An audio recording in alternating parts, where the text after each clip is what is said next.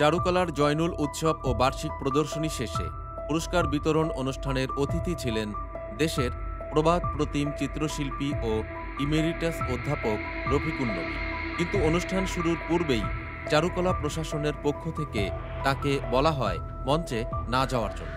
এই অনুষ্ঠানে আরও অতিথি ছিলেন ঢাকা বিশ্ববিদ্যালয়ের প্রো ভিসি ও শিল্পাচার্য জয়নুল আবেদিনের পুত্র প্রকৌশলী ময়নুল আবেদিন।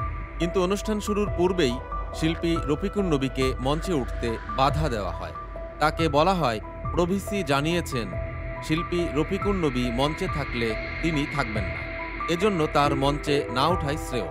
এ সময় অনুষ্ঠান স্থলে চারুকলার বাইরের কিছু ছাত্রকেও এই বরেণ্য শিল্পীর বিরুদ্ধে নানা কটুবাক্য বলতে দেখা যায়।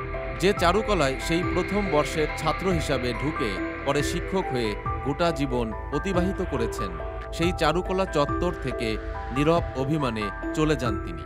রফিকুন নবীকে মঞ্চে না উঠতে দেওয়ার প্রতিবাদে শিল্পাচার্য জয়নুল আবেদিনের পুত্র ময়নুল আবেদিনও মঞ্চে না উঠেই অনুষ্ঠানস্থল ত্যাগ করে চলে যান।